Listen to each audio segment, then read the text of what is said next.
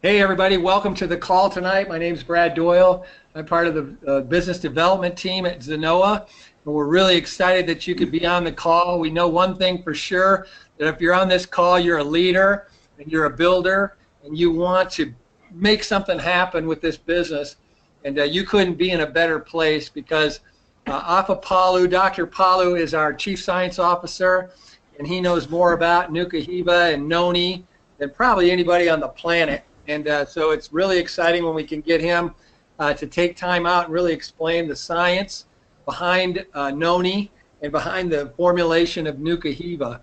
And Dr. Palu is well known in this industry as being the foremost expert in this area. So without further ado, I want to introduce you to my good friend, Dr. Afa+Palu. Thank you, Brad. I appreciate you. And I want everybody who is listening in to our webinar to know that Brad is doing a phenomenal job in having us connect with every one of you, our affiliates, via the webinar. And we appreciate his expertise, his enthusiasm, and also his good nature in order to connect us so that we're able to share thoughts, feelings, and science for the most things that we want to do this evening. A lot of you were with me last month, and I got a lot of your questions. As always, send your questions to me via email. And if you are in this webinar for the first time, at the end of the presentation, I will give you my email so that you can write that down, so that you and I will communicate via email and share thoughts and feelings about science. You have your questions about any of our products, Nuku+Hiva, SRQ, or CoreCare. I want you to know that I love all those products and I use them on a daily basis. So I want you to know that for tonight, these informations are for educational purposes.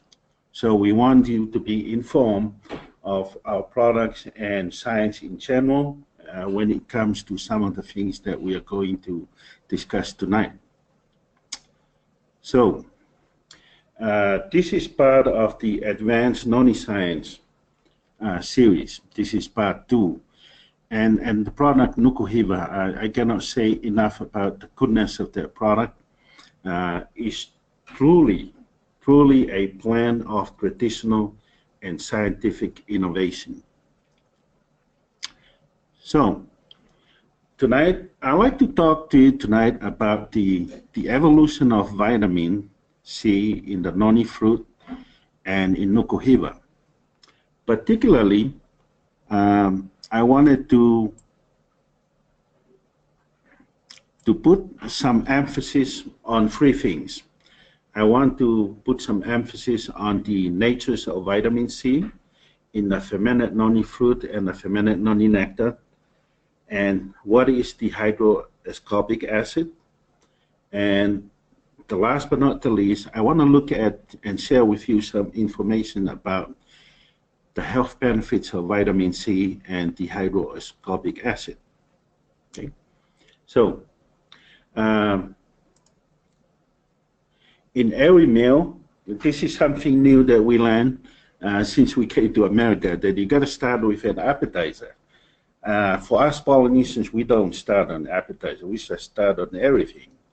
But I have learned some lessons from last month, and I think will be good to do some appetizer, if you will, before we get to the main dish or the main menu of the presentation. So, a question: what is a vitamin? Now, for those of you who are educated enough and you know what vitamins are, I want you to be patient with me, and so that we can go through this presentation. My purpose is to educate you, of course, but when you leave this webinar, you should be equipped with a lot more knowledge than when you came in to this webinar. So make sure that we are all on the same page on what a vitamin is. So a vitamin is basically a group of organic compounds, okay, so I think we're all understanding of that, that are essential for normal growth and nutrition, and are required in small quantities in the diet because they cannot be synthesized by the body. Now that's what a vitamin is.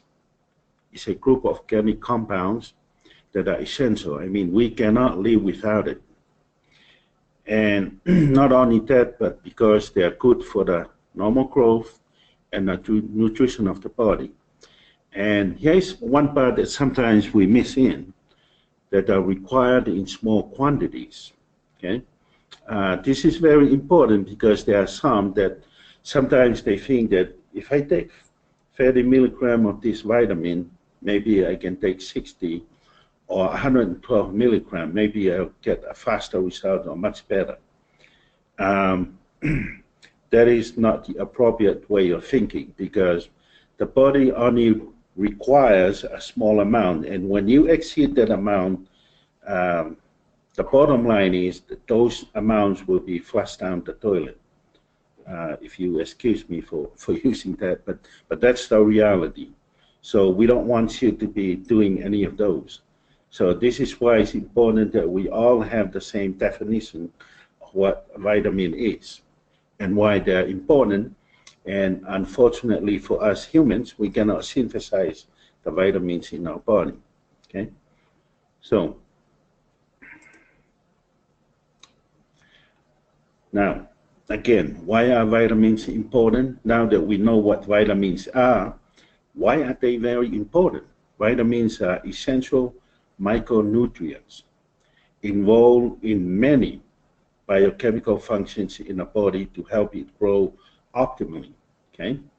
So I think you have seen a lot of the FDA recommendations for vitamins, and FDA-like recommendation in Japan, Singapore, New Zealand, Australia, Europe, and anywhere else in the world, okay?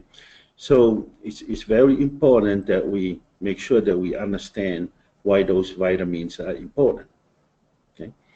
Because of their involvement in a lot of biochemical functions in the body to help it grow to the optimum. So that's our desire, that is our goal for every one of us. In my experience in the lab, in the research lab, vitamins and minerals are required in that small quantity. And I recall an experience as I was doing, working on some cloning projects. And interestingly, I was doing some of the DNA isolation, mRNA, and other polymerase chain reaction work that I was working on, and things did not go well. And I get frustrated, and I go through the list in my lab book, or I add this, I add that, and there was one ingredient that I kept to was magnesium, and I wasn't sure if I added that amount that needed. It was in a microliter quantity. So I thought, well, if I have added, maybe when I add this one, it will be a lot more in there. And if I haven't added it, and if I add this amount, the reaction will go through as it's supposed to be. So I added the amount in, and lo and behold, the whole reaction went as it's supposed to be. And I thought, I guess I missed that step. Even though the enzymes were there and every component of the reactions were there, the mineral was missing. And therefore, the reaction did not go through. So enzymes, of course, are proteins that act as a catalyst to speed up or accelerate the chemical reaction. And enzymes in this particular reaction requires a magnesium in order to become functional. So as equally as important as the minerals, vitamins behave the same way. Okay? And I'll show you a few things in the next few slides of why. So there are two types of vitamins. A lot of people like to group them as such, and So the first type of vitamins, some people prefer to call them the fat-soluble vitamins. Okay? That includes your vitamin A, your vitamin D, and you know A, basically when we think of vitamin A, we think of the vision or the eye health. Vitamin D, when we think of vitamin D, we think of immediately, we think of bones, bone health. And vitamin E, a lot of you might think about, as I do, vitamin E, immediately think about antioxidant, and it is true. And then, of course, you have vitamin K. And there are those that have sensitivity to vitamin K. But the interesting thing about these vitamins, A, D, E, and K, they can be stored in our body for months. In fact, up to 6 months. Okay? That's how important these first type of vitamins are. They're stored in the fat stores. So it's important to have a little fat, but not too much fat. But they have their function, which is to store these vitamins. Because when you need them, they're already installed and you can use them right away for all of the biochemical reactions that we just talked about. The eye health, for the eye, for the vision, the bones, antioxidant, okay, among other things. Now, the other type of vitamin, people prefer to call them as water-soluble vitamins. And it's interesting because these vitamins, as they circulate in the body, we're talking about vitamin B1, B2, B3, B5, B6, 7, 9, and 12. So these vitamins are very important. If I may point out some of these vitamins, vitamin B3, 6, B9, and B12 have been shown in a river of scientific research that are very important. We must have them in order for our brain to function optimally. Okay? That doesn't mean they do not require the other B vitamins or the vitamin C. It just means that the brain requires these vitamins 3, 6, 9, and 12. And vitamin C, of course, that is part of the water-soluble vitamins. Our body do not store these vitamins, unfortunately. So we must obtain them from our diets. This is why it's important to eat a good and healthy diet that have vegetables and all of these kind of things, okay, and fruits. And we're lucky to have Nuku+Hiva that also help us in this regard. So it's very important that we know the two types of vitamins and why they are needed, and we must have them, okay? So somebody once asked, so if vitamins are important and we know they're important, we know some of the functions, how are they produced? So there are different pathways in which vitamins C are produced. If we can focus on vitamin C at this time, moving forward. Okay? If you look at my screen on top, it says plants. It's interesting to note that the synthesis of the vitamin C in plants start from glucose. If you remember that glucose always comes from combining carbon dioxide, and then you have oxygen, combine those two as part of the photosynthesis for plants, and you get glucose. And glucose is further transformed in a way by a series of chemical reactions, and here is a summary of it with some enzymes. Okay? And at the end, you get the L-ascorbic acid, or commonly known as vitamin C. So you will hear me using vitamin C or L-ascorbic acid or just ascorbic acid. Make sure that you know that we're talking about the same thing. It says vitamin C. Okay?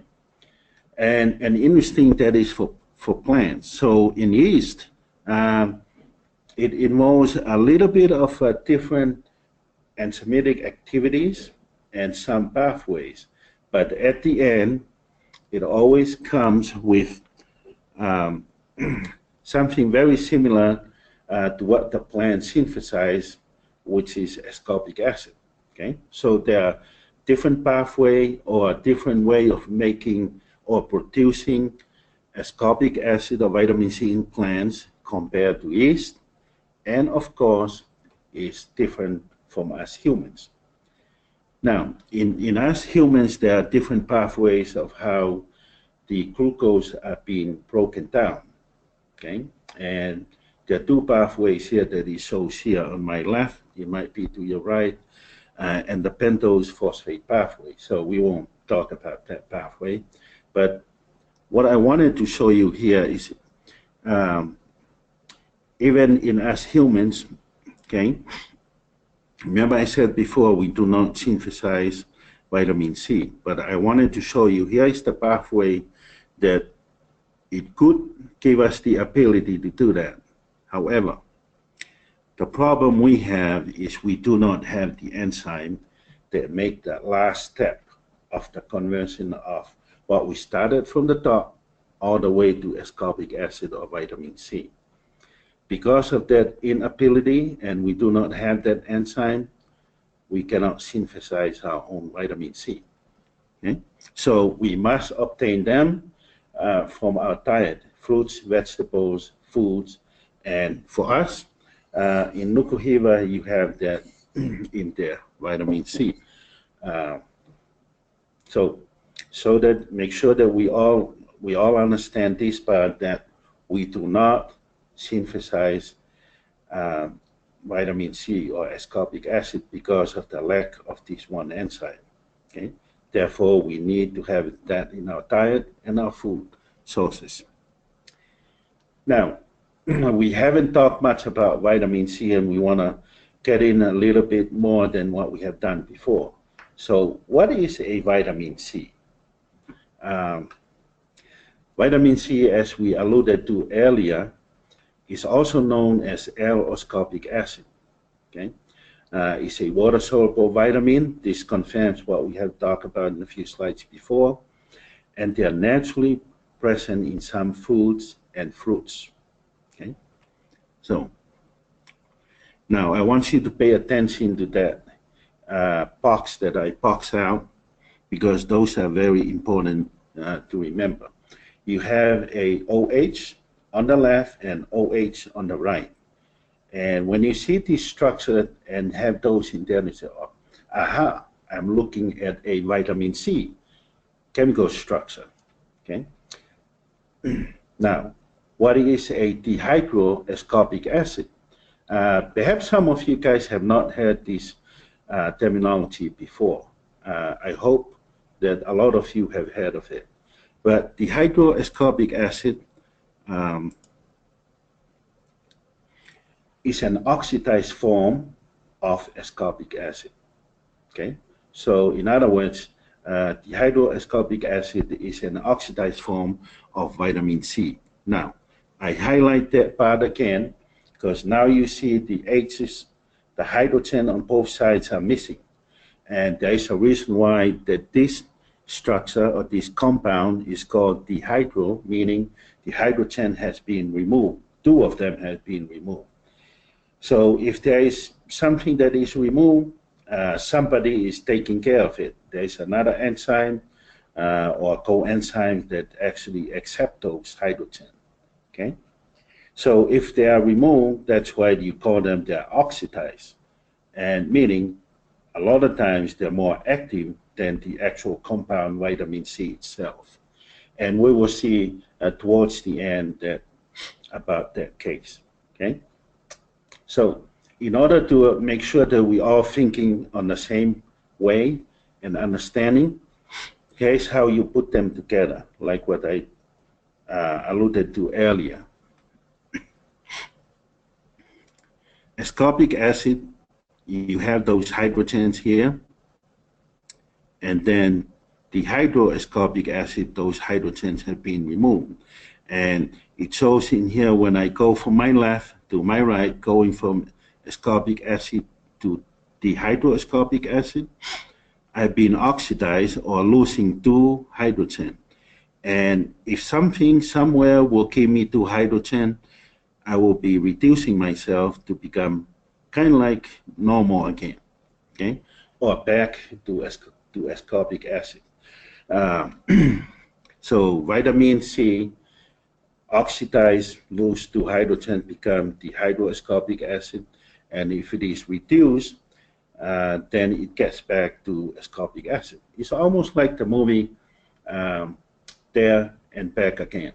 Okay, so I hope that by showing these pictures will bring you so that you are much clearer in your thoughts and thinking of how the exchange between ascorbic acid and dihydro and their structures at the same time. This understanding of this is very important when you start talking about the functions of each of them. Okay. Now I want to do a little review, very brief, of the human gastrointestinal tract. Okay.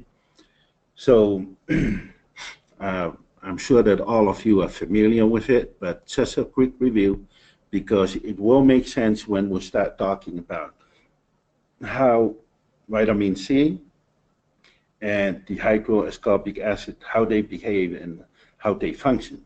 Okay, so the esophagus, of course, the large intestine, duodenum, the colon, and the small intestine. Okay, all of those things are important so that you have pictures in your head of where those structures are and the functions that might come.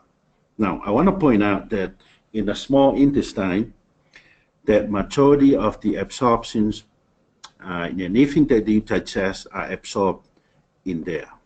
Okay, that's very important to know. Now, in order to help with absorption, if I may digress, for those of you who were here at the opening in April, I saw a study there that was done using Salacia reticulata, which is the major component of SRQ. Interesting study because it shows that the Salacia reticulata really improved the good bacteria. Okay, and there's also a few good studies that shows that noni, fermented noni nectar actually help improve the good bacteria in our gut. Okay, so I just want to throw that out as we move along. So how are vitamin C's absorbed? That's an interesting question. Okay, and I hope that you remember the human gastrointestinal tract. So when we ask how are they absorbed, vitamin C, they're accumulated as vitamin C in the cells, okay, after they have been transformed into what we call dihydroascorbic acid. And those things are transported by transporters, okay? It's called the sodium ascorbate co-transporters. And they're active transporters, meaning they need a lot of energy in order to transport vitamin C across, okay? That is the absorption. And this is a very slow process, okay? I want you to know that. So, how are dihydroascorbic acid absorbed? Now, dihydroascorbic acids are generated from vitamin C. We already discussed that. So this is the oxidized form in the lumen of the gastrointestinal tract. Okay, so now that you have a little brief review before, I think this will help you put in your mind where dihydroascorbic acids are generated from vitamin C and are transported by glucose transporters. Different transporters that transport dihydroascorbic acids compared to transporters that transport vitamin C. Okay, I want you to know that. So the transporters for dihydroascorbic acids, or DHA, okay, and you want to use, that is the acronym they use for, but most people will probably think that I'm talking about the omega oils in core care. But so that's why it's always better to pronounce the full name. Dihydroascorbic acids transported by GLUT1, GLUT meaning glucose transporters, GLUT3 and GLUT4. Now let me throw you another a little bit of research that was done in Thailand. So if you're listening in from Thailand, or Daniel, your group from Thailand, there was a very good study was done there. The very first study that shows that noni actually increases the activities of GLUT4. And GLUT4 is associated with diabetes, and not in a bad way. So GLUT4 is hardly functioning in those who suffer from diabetes. So this is another important thing of drinking the fermented noni nectar that was shown to actually activate GLUT4 transporters. Okay, so how does that work? GLUT4 take away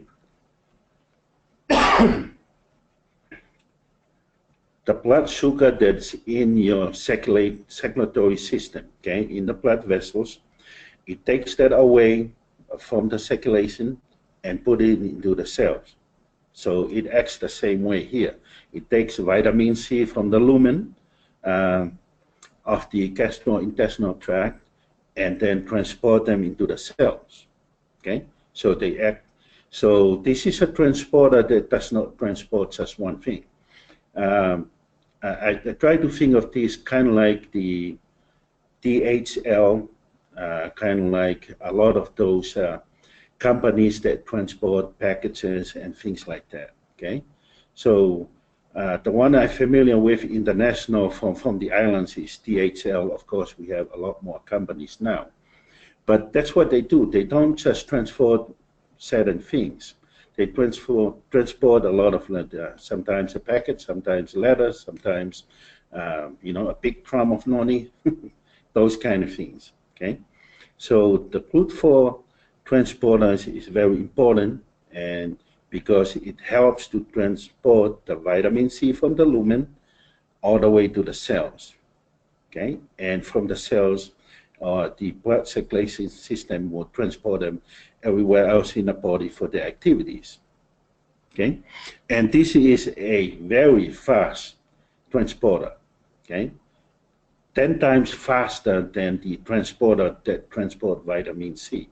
So now I hope that you have in your mind a picture of vitamin C transporter, slow. The hygroascorbic acids transporter, fast.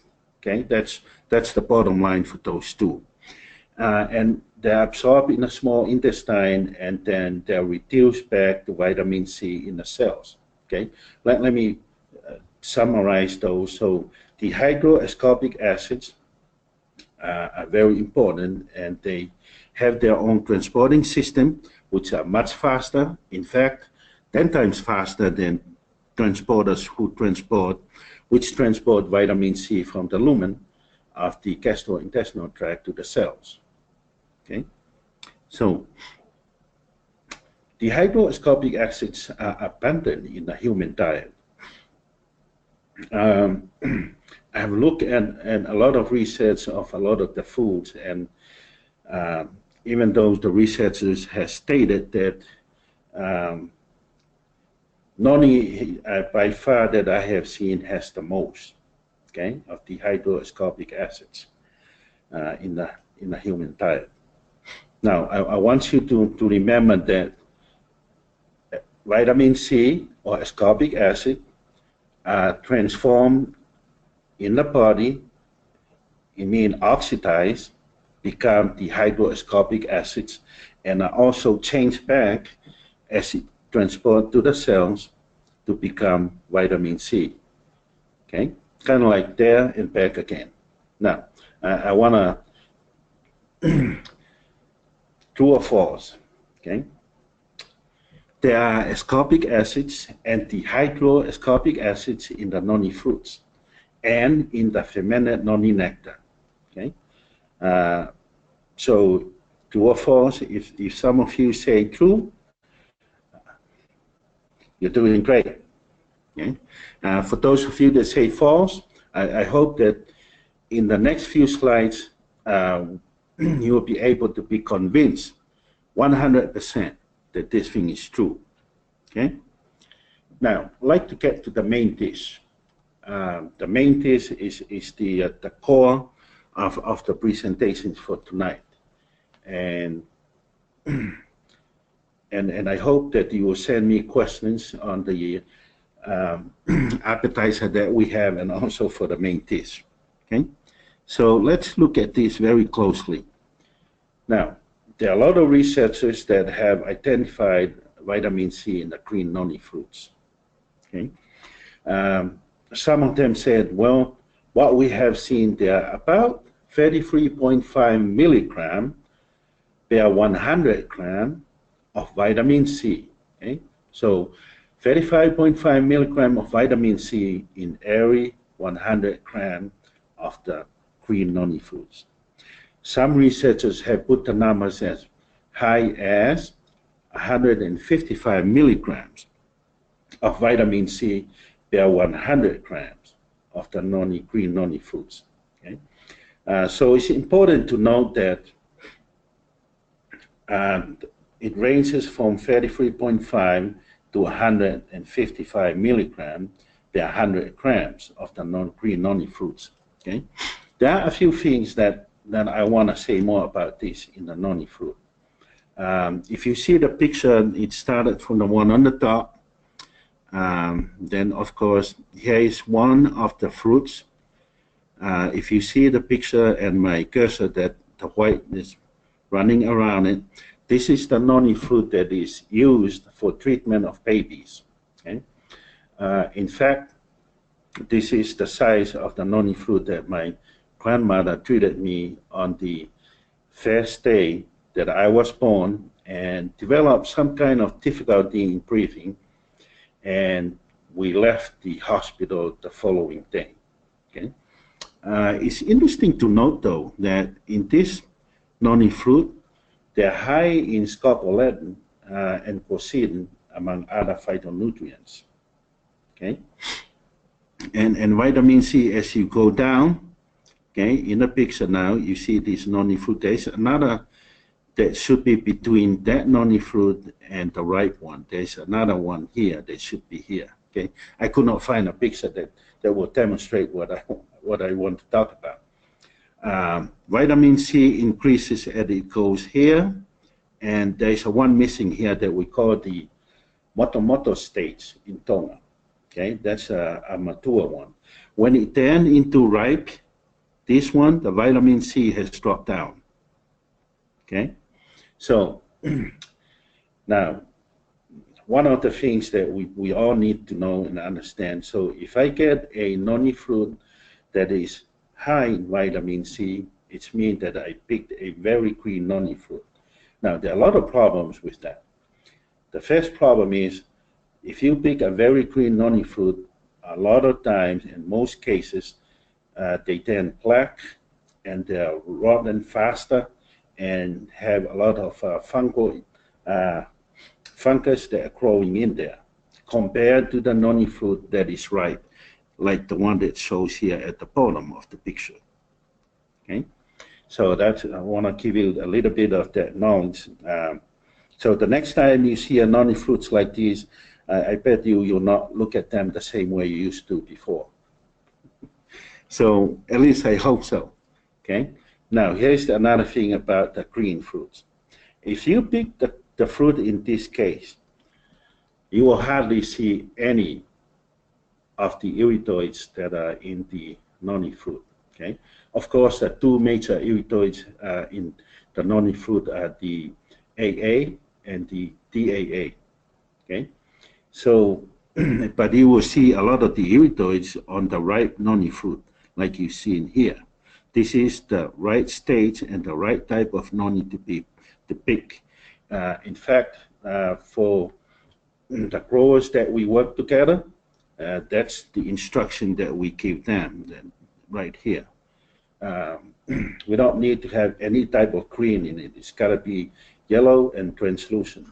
That's when it reaches to that ripe stage of the noni, the iridoids are higher, even though vitamin C is lower. But I'll show you something interesting here. Okay. Now, an interesting study done by Dr. Wall and colleagues. They were looking at a lot of things in the fermented noni fruit. and noni nectar. And they fermented it, and they want to see how things behave. Okay. They look at the sugar. It's interesting. You see in here on top, sugar are really reduced when you fermented it, the sugar in the fruit. Okay. But I want to highlight the organic acids. Remember that we talked about this in the previously tonight about vitamins, what vitamins are. Okay. Now I want to highlight the ascorbic acid. Let me get back here. If you look underneath organic acids, there is one is called acetic acid. Noni fruit is one of those fruits. It's very peculiar. It has almost natural built-in quote-unquote preservatives. Okay, acetic acid is one of those things that help to preserve the fruit. Citric acid is one of them. Okay, this is the reason why it's called Morinda citrifolia by Linnaeus and colleagues. Okay, it's citrus-like, but I want to highlight the ascorbic acid since we're talking about it. Okay, if you realize going from 0 days of fermentation, you look at the amount of the ascorbic acid, vitamin C. Okay, it's about the highest is about 2.58. Okay, milligram per mil. That's a lot. And then by the time the fermentation is done, the 28, which what we have in Nuku+Hiva, the vitamin C is low. It's about 0.26 milligram per mil. Okay. Now I want to show you something. Here's what I want to show you right there. Okay. So here is dihydroascorbic acid. And if you see something here, it's very important. It started off about 3.15 milligram per milliliter. That's very high. Okay, compare that to ascorbic acid. And as the fermentation goes to the 28, it goes down and up, down and up. Okay, but it ended up with a lot more than when you started with. Now, in order to see this, excuse me, I put them on a format here so that we can all see the differences. Okay, so here it is. Please forgive me, I didn't mean to confuse anybody, but I want to put them on the same graph in order for us to kind of see there is a relationship between the two, because there is in reality. Okay, so on my left, here is for the vitamin C or ascorbic acid, the orange green. Okay, and here is the amount here. And on my right, okay, it's in a different color. It has a little bit different scale, okay, with a different color. That is, so green is your vitamin C or ascorbic acid. The other color, the Nuku+Hiva color, is dihydroascorbic acid in the fermented noni nectar. Okay, you can see that as the days goes by, as the fermentation goes longer, vitamin C decreases, which we see in the noni. Okay, and all the other fruits behave the same. However, you see the starting point of dihydroascorbic acid is bounced off and on, but is much higher compared to the vitamin C. Now, there is a good relationship here, and I'll tell you a little bit more in a few slides, okay? But there is a relationship as vitamin C decreases, as the fermentation days get to 28, the dihydroascorbic acid goes higher, okay? Now, that's noni. I want to look at the other systems to see how they behave, okay? Interesting study was done back in the 60s, in the late 50s by Ethan Friend and colleagues. They wanted to know how does vitamin C behave when you oxidize them, okay?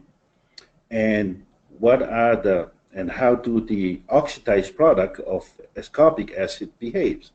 Do they both decrease at the same time, or one decreases and one increases? So what they found, as you see in here, that as vitamin C started higher, the hydroascorbic acid started lower. And as the minutes for the oxidation, this was a in vitro study, okay? It was done in the penstock test tubes, if you will. And they saw that ascorbic acid, as time goes by, is being oxidized fast, and then it decreases, okay? By the time you get to 2 hours, it's basically well below the 20, okay? But what they did not they did not think that is going to happen is the opposite, okay? The hydroascorbic acid started lower, but increases, as you see in here, okay? So the relationships that they concluded was, when you oxidize ascorbic acid, it becomes the hydroascorbic acid, okay? As one decreases, the other one increases. So if you're going to test for ascorbic acid in this medium, okay, and you say, well, there is hardly any vitamin C, therefore this thing is useless. Oh no, you have to understand this. Well, even though, so that I think the communication and the conversation should be, even though we have lower ascorbic acid, the oxidized product is much higher, okay, when we get to the end. Now, another researchers, Jacob and colleagues, they found something interesting here, because they wanted to see if the cherries will be able to lower the plasma urate in females. So that you know the plasma urate or urate crystals are the one responsible for the gout or gout-like diseases. So they have these healthy women take cherries, and what they found in their blood analysis was astounding, as far as I'm concerned, in relationship to what we're talking about tonight. They found that vitamin C content of the cherries was basically the hydroascorbic acid. But after they given them the dose and they look at the vitamin C in the plasma, the ascorbic acid indicated from there, after they look at the plasma, that the hydroascorbic acid in the fruits is bioavailable as vitamin C. So if you test for vitamin C only and you think that it's lower, not knowing the chemistry and this kind of research, you should also test for the hydroascorbic acid. That is one of my major projects that I work on right now at Samoa, okay? So there is a relationship between the two. Now, I want to show this so that you have an idea, for those of you who are science focused on these kind of things. When you run these two in a HPLC, okay, high pressure column chromatography, remember the structure. Here is the hydrogen has been removed.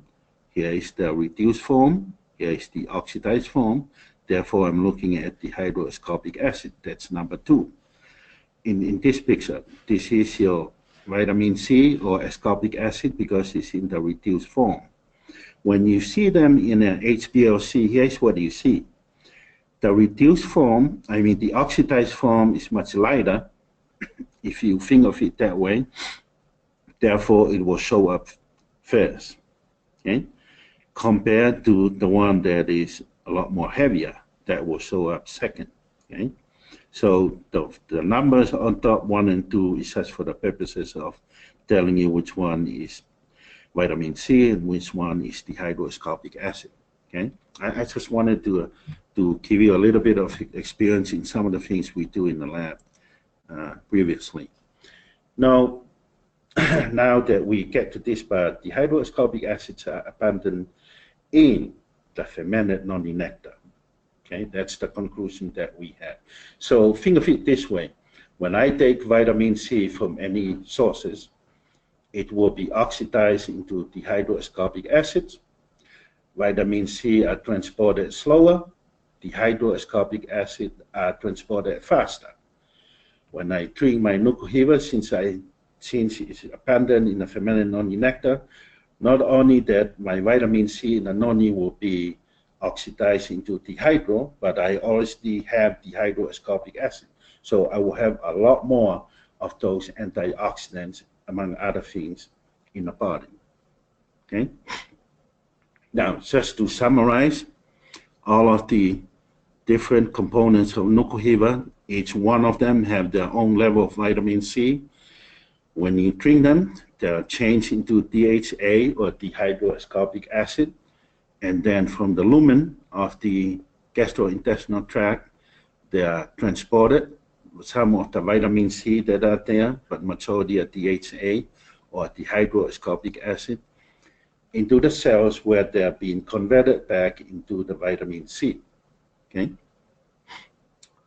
Now, in interesting research that they wanted to look at the transporters. Remember, we talked about the transporters. Okay. I wanted to just highlight this because the ascorbic acid, this is an in vitro, and they wanted to see which one. Some of these, they do not become stable or unstable. Okay. So vitamin C, when you do them on a research in vitro, meaning on top of the research pans or table, they're very unstable, and they are rapidly oxidized to dehydroascorbic acid, which are much more stable than the ascorbic acid, or sometimes it goes on to other oxidation products of vitamin C. Okay. Vitamin C is also become unstable in response to heat treatment. But when you are, one thing for sure that we have known from noni research, that the vitamin C in the ripe noni fruit is less than the vitamin C in the motomoto stage or the mature fruit. Okay, so whenever you pick the noni, the vitamin C or any other fruit, vitamin C will be less. And when you process them, in order to make sure it's safe for human consumption, in pasteurization, there are different temperatures in which you pasteurize them. There will be some loss of some kind. Okay. Now, but I want you to know, though, that those vitamin C, if you measure them in that bottle, and you're saying, well, vitamin C is lost. No, they did not evaporate to the atmosphere. Remember that vitamin C is lost because I'm looking at vitamin C. But for those who are more knowledgeable, vitamin C has been oxidized to dehydroascorbic acid. That's what you should test for.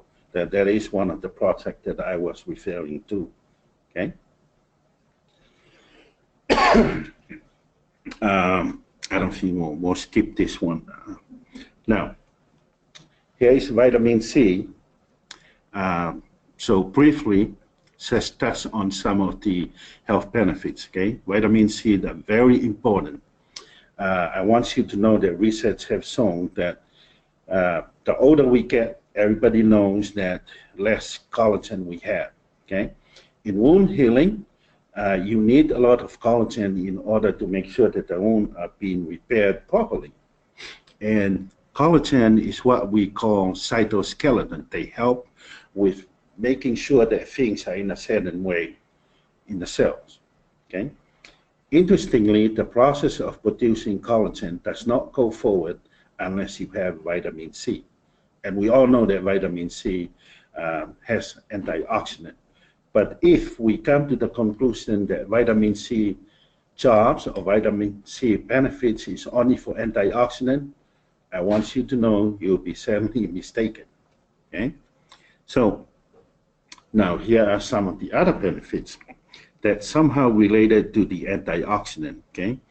In asthma, there are a lot of people who take heavy doses of vitamin C, and a lot of them have shown to make some improvement, only because vitamin C acts as an antioxidant to attack or reduce the oxidants that increases the asthma conditions. And when you take a lot of vitamin C, this is one of the benefits. Okay.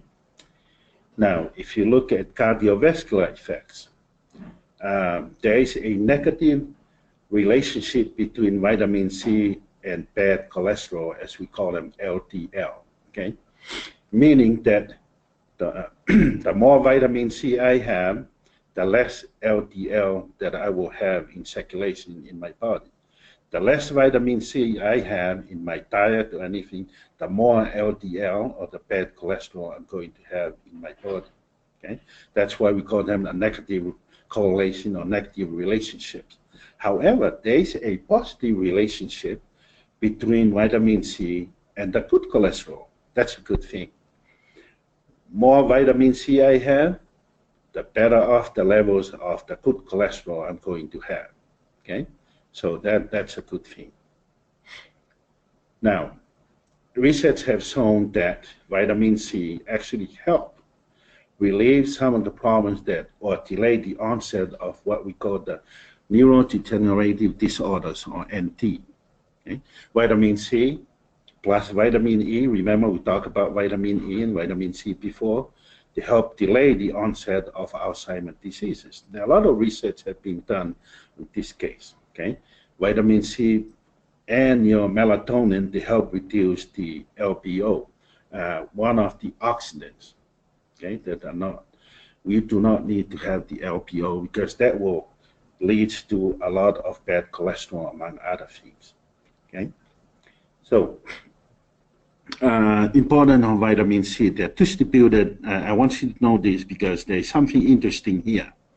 When you drink or eat whatever form vitamin C comes in, remember that they always change to the hydroascorbic acid and are transported to the to the cells. Okay, I want you to see vitamin C. I use about a little tiny bit of it. Okay, in the lungs, a little bit of it I use in the heart, a little bit in the muscle, a little bit in the kidney, but a lot more in the adrenal gland. You see that? 4 to 10. A little bit in the liver, and a lot more in the brain. Okay, 2 to 10. So now it gives you, I wanted to show you to give you an idea of where the vitamin C goes. The research they do, they have people take vitamin C and then they take blood samples from different places and they're able to figure out how much of those are going into different organs in the body. I want you to know that not just the antioxidant, but they do involve in a lot of things. Okay, now you have an idea of every time you drink vitamin C, you say, okay, there's a lot more going to my brain. Okay, that's a good thing. Okay, a lot more at the same time to my adrenal gland, which is good, and it distribute to the other organs in the body for my health. Now, here's an interesting study that they do. They wanted to know how distributed in mice. Okay. And they had vitamin radio label them, inject them into mice and rats, and among other things. And what they found is more vitamin C in the central nervous system than the rest of the body after 6 days when you inject them into the mice. And the process is very slow. Okay. Now remember, we have, this is a confirmation of what we talked about before in earlier research.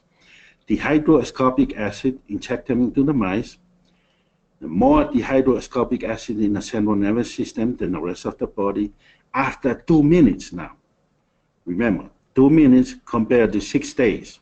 That is fast, okay? And higher concentration in the brain after just 4 days, okay? So I hope that you get a feeling for that. The differences in the transportation and also will lead to the benefits, okay? So basically vitamin C and DHA were taken up in sympathetic ganglia, adrenal medulla, the pancreas, okay, in the thyroid, among other things. Also, the hydroascorbic acid was shown, interesting study, that able to help the B cells in the body to release its antimicrobial effects to kill off bacteria, among other things, and also modulate or increase the immune response. okay, such dihydroascorbic acid. It was also shown to have the antioxidant effects that its parent compound, vitamin C or ascorbic acid, has. Okay, it shows to increase antioxidant effects.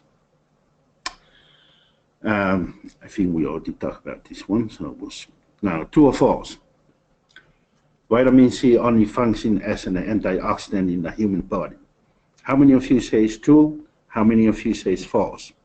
So if you say true, the answer is false. Okay. Vitamin C involves these are only a few. Okay.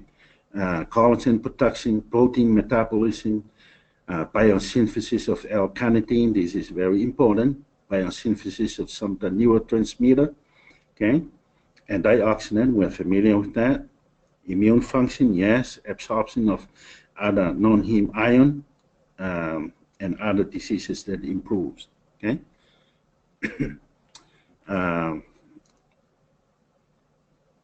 Okay, I think we already mentioned that. I think this is the last thing. Interesting study was done by Fura and colleagues. They were looking at the antiviral effects of vitamin C and the hydroascorbic acid to see if they do have any antiviral. And interesting, ascorbic acid was shown to weakly inhibit these viruses, HSV1, influenza type A, poliovirus type 1. When it gets to the hydroascorbic acid, it shows a much stronger antiviral activity than the ascorbic acid. So in other words, the hydroascorbic acid has a much stronger antiviral effects compared to the vitamin C itself. Okay. Hopefully, you have a better understanding of vitamin C and the hydroascorbic acids in the noni fruits, fermented noni nectar, and the health effects of both the ascorbic acid and the hydroascorbic acid in general. And I hope that, that I was able to lay the groundwork and the foundation that you have a much more deeper understanding of the vitamin C and the hydroascorbic acids and their benefits. They're very important for our health, okay? So that we may all find our own Sanoa when it comes to our health. I want you to know that I appreciate your time. And in fact, if you have any questions, please send the questions to me via email to afa@sanoa.com, okay? We love you. And we want you to know that we appreciate what you do out there in the field. And if there's anything we can do to help you, like Daniel always send emails and questions to us, Kitty, April, and a few bunch of others, including the Australian and New Zealand group. Okay, we love you and thank you for your hard work and thank you for your time. Appreciate you. Thank you.